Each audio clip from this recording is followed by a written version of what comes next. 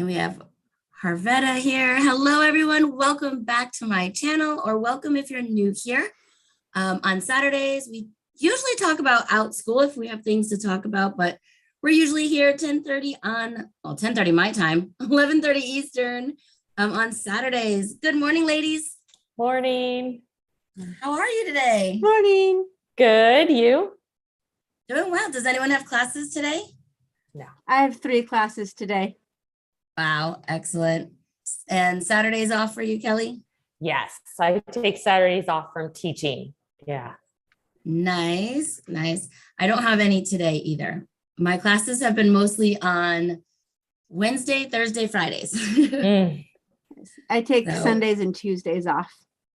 Oh, okay, good. And a couple like mornings or afternoons here and there. It's kind of sporadic, but I do Saturdays because I know a lot of kids have school during the school days. And so they can take my classes on Saturdays when they have a day off. Good. Yeah. I do group classes Monday through Thursday. I have like a light schedule on Friday with a couple tutoring clients. So yeah. Nice. Good morning, Harvetta. Thanks for coming. It's nice to see you here. Let us know if you have questions. Today we are going over some emails and things we've read recently, and just want to let you all know about some of them. So I wanted to start off with the pets because I thought that was funny. Did you guys take a look at the video with the pets? I didn't see the video. No, I didn't see the video. So there's a short video just introducing the kids to classes that are like led by pets. So let me see. I can't play the video for you because it's not ours. Oh, and then they're going to start playing on me. So I can't show the video, but we can talk about, what am I trying to say? Using pets let me just show you. Class. I think it's good. Yeah, I think it's cute. Do you think your pets could run the class? Well, Kelly has a pet. Yeah. I don't think she could run the class because she would just do whatever she wanted to do and then run away. Yeah. Right. And how about you, Rebecca? I don't have any pets, but I got kids. I don't know if they want to have like a toddler leading the class. Yeah. Right. Oh. I've seen one of those classes out there, follow the baby. No, I think pets are cute. And yes. All right, so I'm going to show you my screen really quick. It doesn't give, can you see the pets one right now, ladies? Oh, there we go. Okay, so this was the one that says introducing Outschool Pets, and I just thought it was really cute. You can come here, click on the video. Basically, it's pets teaching the class, but it is just so cute. When I went to learn more, it wasn't really about the pets, so I'm not sure, but there are different classes below. She's got a lot of classes with pets, and so we'll shout her out. We don't know her, but she looks like she's got some really cool classes. So fun. Awesome. Yeah, as I mentioned, I was telling Kelly and Rebecca yesterday that I don't think Goliath could teach a class. He pretty much just lays underneath my seat and I'd be following him with the camera all around underneath the chairs. So yeah. Awesome. So I've had a couple classes spontaneously be like a pet show. Like one student would just want to like show their pet and then everyone else would say, oh, I want to show mine too. So maybe like 5 minutes of the class would be about pets, but not a whole class where that's what it's about. Yeah. Right. I think it's good if you live on a farm with chickens or rabbits. So you have one of those fancy fish thing and you want to do like feed with me. And so you make the class during feeding time, kind of like they do at zoos. Yes. And say, hey, watch me feed my rabbits or feed my chickens. Like, oh yeah, I want to see that because some kids live in the deep city and they don't get access to these kinds of things. So that's a fun thing you can do. When I was a kid, if they would have showed pets in the classroom or anything with pets, I definitely would have loved it. So Harvetta says, not my pet. Harvetta, what kind of pet do you have? Okay, so I read something else. This was just surfing the blogs from Outschool about surveys. Do either of you use surveys before classes or after classes? It talks about both. I haven't yet, but I've read about several things to do that and I want to do it, just haven't taken the time to create one. I think it's a great idea. Yeah. Yeah. Rebecca, how about you? I haven't initiated a survey yet, but I have participated in a few surveys for my daughter's classes, just for fun. If a teacher sends it to me, I might, take the time to fill it out. Yeah, they look really easy too. So Outschool suggests that like a pre-survey, you can ask, why did the learners take this class? What goals do they have for this class or want to set for the class? What experience do they have with this topic? Are they nervous? Things like that, their likes and interests. And then for a post survey, Outschool suggests you ask, what did learners enjoy most about the class? What do learners wish had been part of the class that wasn't there? So I think there's a lot of different tips, and you can go to their, I think I found it in the blog area or the educator handbook. You can just go there, get some ideas to help your classes, right? We all want to have better classes and successful classes. So, Right. What do you guys think? Definitely. Yeah. And they're great websites you can go to create the survey, and then just put the link in a message. I can't remember how the teacher sent it to us. I think it was like either a parent message or a learner message versus a classroom message. Classroom messages sometimes get like overlooked. Like, oh yeah, I read it, and then they move on. Whereas a private message makes it more personable and say, hey, I want to hear about your kid. So you could try that.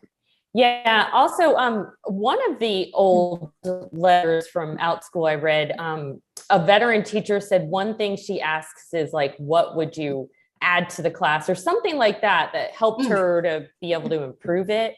And I also would say from filling out surveys, not necessarily from Outschool, the shorter you make it, the more likely people are to do it. If it's going to take them 20 minutes, they're not going to do it. It's like 5 minutes or less, and then they're more likely to do it. Yeah. Yeah, I think an easy way would also be to make a Google Doc, and then you can kind of go to the responses on another sheet very easy that way. So I think that would be pretty easy. Hey, Stacy and Kathy, thanks for coming. All right. So that was just something I had seen about the learners, but the next email was, it says, hey there, educator entrepreneurs. So we're talking about like trends for teachers that are entrepreneurs, right? I guess on Outschool, you're kind of building your own business here. So marketing and things like that. And they have some suggestions. Have you guys taken a look at that one? I think a little bit. Kelly read it on her channel, right? I did, yes. All right. So we're not going to read the email to you. We just kind of wanted to talk about it. But the first part is design classes that sell. Have you guys noticed something that you do, like a tip or trick that you do that seems to get your classes noticed? I mean, sometimes it's if Outschool puts your classes in ads, I guess that's something you don't have any control over though. Also scouring the Facebook groups and like looking for people that are asking for that class and then posting it can be one thing that you could do. Yeah, and going back to the ads, whenever I see a Facebook ad about Outschool, I always like it. I don't care if I've seen it before or if I really like it or if it fits the age group, I like it. Because then that helps that teacher gain more tractions and get those likes and those comments and whatever. So even if like a 13-year-old class comes in and I don't have a 13-year-old, I'll still like it. And then if it's my own or maybe my friends, I'll like it. And then I'll comment saying, oh, it sounds like a great class. You cannot share a class link as a comment. They will delete that. Okay. The class link is the post, but you can say something nice about the class, like, oh, I want to sign up for it, or genuine, because then you want your friend to have those likes and comments coming through, because I've seen some that have a lot of comments and a lot of likes. So I'll help out by liking a quick comment. Awesome. That's a great idea. Yeah. Yeah, I like that idea too. Let's see. So designing classes that sell. Really quick, Outschool says to check out your competition. Check on the number of classes, whether the classes are full, the class prices, the learner's age, the length and format of the class. Now, we always talk about you don't want to copy other classes. First, it's plagiarizing. You're copying someone else's things, but you do want to look for keywords, maybe that you can use in your description or things like that. But I mean, when I see two classes the same and somebody's posted them after, I'm like, well, who copied who? I don't want to take classes from someone that's just copying someone else's ideas and things. I mean, right. We are teachers. We're going to have some similar ideas, but our wording should not be exactly the same. But you do want to know what's out there and the price. I do some research. Yeah, if I think of that, this is a really great idea for one-time class, I will research that. And if there's already 50 teachers doing that exact idea, I'm not going to do it. I'll find a different idea. Same. But if it's only like one or two teachers who are actively doing that idea, and a lot of teachers who have it like down below, which you can request the class, they're not actively listing. I'm like, okay, I can compete against two people, make it my own class, of course. My own word, I'm not going to read what they put, but I'll just see that, okay, 2 people versus 50 people. Mm-hmm. Yeah. Yeah. And I actually, sorry, go ahead. No, go ahead, please. Go ahead. Oh, no, I was going to say, I actually search my classes on a regular basis. I was just doing it last night. I use a keyword. I put in the ages that I teach for that class. And sometimes I'll just put like one age. If I have a 5-year age gap, I'll be like, okay, well, what if somebody is a kid just this age or just that age and see. And if there's a lot of classes, filter it by like, well, who else is doing ongoing? Well, how much are they charging? How long is the class? So I do it quite often just to see, what my competition is for that class. And that's a suggestion for new people. Whenever you search for a class, the default is starting soon. So if you are teaching a class and your first class is on Saturday, you're going to see all the Mondays and Tuesdays and Wednesdays classes first. You'll see yours way at the bottom. Okay, but if you research it on Saturday, your class might be at the top because it's starting like in an hour. So just keep that in mind when you're searching for it. Like, oh no, mine's way at the bottom. Well, it just means that you have a section that's later on in the week from when you've searched. Yeah, and let me add to that. So the title and the one-liner description are the only things that come up in searches. The description, what you have in the description does not, because that confuses a lot of people. They're like, why isn't it coming up? So yeah, put some good keywords. Don't think of super creative titles. No, if you're teaching math, put math in the title or in the little description. Make sure that what you think parents are going to search is going to pop up. Yeah, because they're going to search for things. They're not going to search the crazy fun idea. Like, I mean, it's a crazy fun idea. But... Well, as a teacher parent, I'm not going to type in numbers. I'm going to type in math. Right.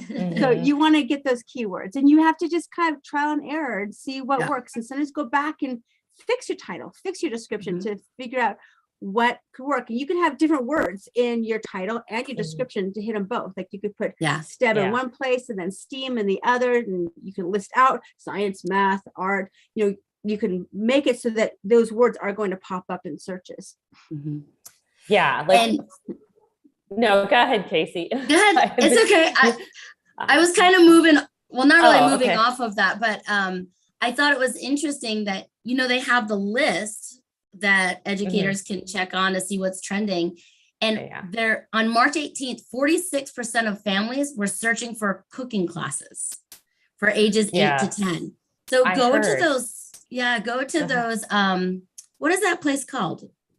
It's the trending topics, right? Yes, they have several that are like similar. Trending topics, parent requests. They have another one too. Right. Like so you'll want to go and look. Yeah. So, and what were you gonna say, Kelly? Sorry about that. Oh no, I was just keywords like. So I'll give an example from one of my classes. I've got civics, government, politics, history, political history. I think I forgot the rest. I have a few more. So like people could search any of those and mine will come up. So nice. Awesome. So for those of you in the chat, do you check the trending topics or the parent requests before making your classes, or how do you decide? Is it just, now I'm going to cough, does something you like or, like and passionate about, or do you search to see what else is out there also? So the next thing, so I found a lot of chatter about this, and I know I saw Rebecca commented on this too, building a business website. And Outschool says, have you ever considered creating a website for your Outschool teaching business? If not, here's why maybe you should plus tips on how to get started. So first, I just want to ask you ladies, how do you feel about that? Well, okay, so I have thought about it. I think it's a good idea. But I don't know if it was, it was something like tutoring and you're going to have your own website anyway, then you may as well like have it your own. But I mean, I think what's happening is Outschool's growing with a lot more teachers and students. So they're kind of just asking us to help them market, which, hey, if there's more students on the platform, it helps us all out anyway. So yeah, I've thought about it. If I get the time, I will, but that's the key word, getting the time. Yeah. And it's important to note, and I did follow this Facebook message because I was curious about it. If you have a website, you can take people from that website to Outschool, saying, hey, I teach these classes, come join me on Outschool, book my classes over here. You cannot send your website at Outschool and send people back to your website. Hey, check this out, check me out. That's taking people off of Outschool to your personal. You cannot do that. That's against policy. But you want to use your website to get new families and new people, say, hey, this is a cool idea. Where can I take this class? Boom, go to Outschool. Right. So you are only using your website to market Outschool. So that's just something. Keep that in mind. That's just something I thought about. You're putting in a lot of work for your website. And I guess if you're getting a lot of students to your website, I mean, do you want to send them over to Outschool that's going to charge you the percentage, or try to teach them? I don't know, but I understand not taking kids from Outschool to your website. I get that, but do I want to funnel them in there? I don't know. That's why I wanted to ask you guys. Well, this is what I think. I think if it's private tutoring and they met you through your website, they didn't meet you through Outschool first, it's best just to do that private. With the group classes, I think it would be harder to get a group yourself, whereas Outschool has so many other kids. In those cases, it'd just be better to send them to Outschool because you can have the people that found your website and the big chunk of people on Outschool. And just teach one class for everybody versus, okay, well, this class is for my personal website and this class is for Outschool. My brain's all confused. So I agree with you. Group classes, it's nice to just funnel onto one spot. You teach once, you get paid once. So that's why I'm not sure if it would be worth building a website. I mean, I've built websites, so like I know it can be a lot of work. Now they do have some places that make it easier to build websites. So there are a few, I won't mention them here. If you have questions, you can ask me another time or put it below and I can send some info your way. But some of them that don't have templates or things like that take a while. So if you are doing tutoring, then maybe you do want to, but like you guys said, I don't know that it's worth making one for group classes if that's the only plan. Yeah, you know what? If you have a website for something else, then I think you could have a section for your Outschool classes. That's what I think. If you already have one. Yeah, that makes sense. I left my Facebook up, so if you guys can hear it, I apologize. I left it up in case we needed to go to the Outschool Hub and check that out, but Rebecca remembered it just like I did. So I guess I could turn it off. So yeah, I've been thinking about that a lot. And I do have a website, but I don't know that I want to advertise my other classes on there. I haven't decided yet. So. And it's a personal opinion. You could also make a business Facebook page. That's another way you could go about doing this. I'm lazy and I haven't done either one. At least goes to my personal page. That one's easy to do. I have an Outschool Facebook page. I'm not sure how effective it is in bringing in new people, but it's easy to make. So I usually just like if I get a content, keep posting things, make people interact with things. Otherwise, it kind of dies. Yeah. Right. I'll put like reviews on there or sometimes new classes, but I don't do a whole lot with it and I don't pay for ads or anything. Yeah. Because Facebook doesn't put the Facebook pages out to lots of people. So and it is easy to make one. So that would be easier. Yeah. The whole discussion, what was it, Rebecca? That some people talked about Instagram and Facebook, and let us know in the chat. Do you advertise your classes to any of these places? I know some people do it on Pinterest. They have like a Pinterest page and then they kind of pin their classes. You can go from Pinterest to Outschool, which is kind of fun. Yeah, I do that. I have no idea if I've gotten any signups from it. They haven't told me, but it's easy to make a pin. So, hey. Yeah. I make pins too, but I haven't done Outschool ones, just video ones. Or my classroom. If you go to my Pinterest, it's all like Dr. Seuss when I was building my classroom, or Eric Carle years later when I built that one, or Polar Express Day. It's all those fun kind of things. So, all right, guys, that is the only other things was inspire enrollments with intentional branding, and global learners are waiting for you. So do you guys have any global learners? Yes.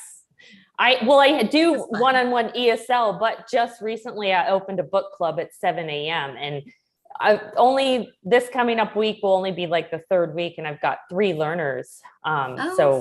Yeah. So yeah. What's your book you're doing?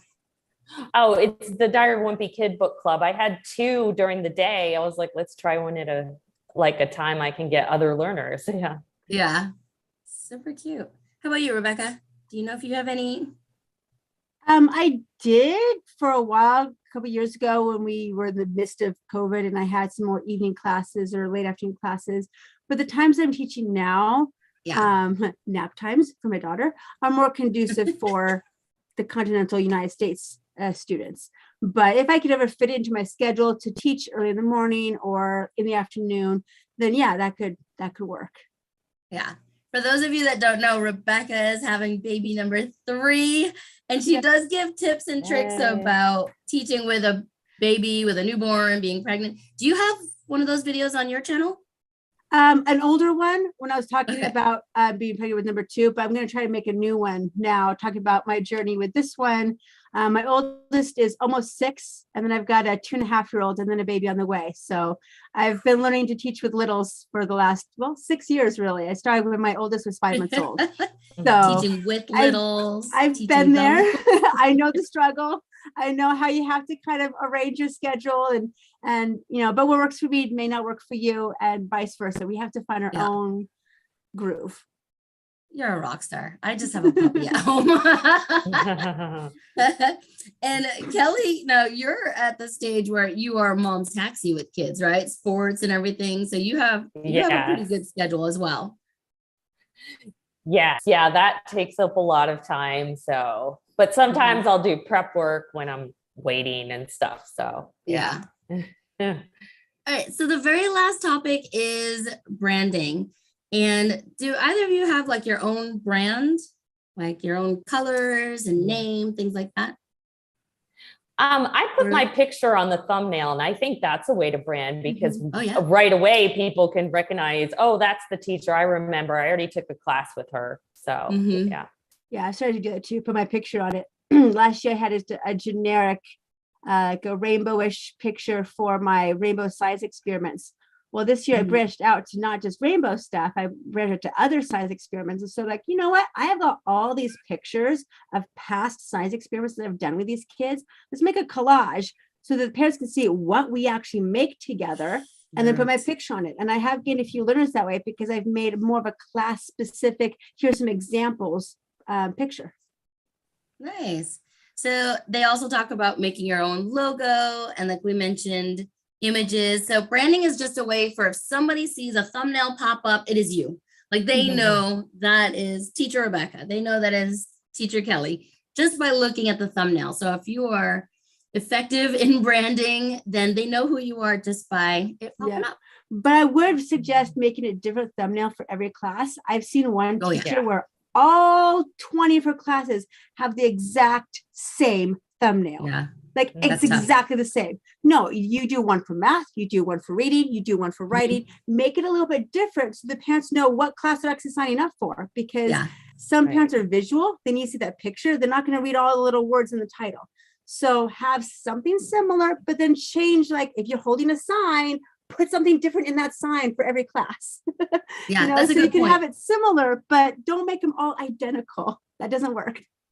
Right. And I've heard too, if you have 2 classes that are the exact same, but they're different ages, also do another thumbnail, because then parents can get confused, accidentally sign up for the wrong one. That's true. Yeah.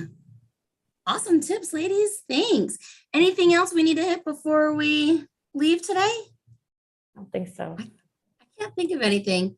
The newest emails that just came out from Outschool were basically some new pod classes and trending topics, I think. So that's about it.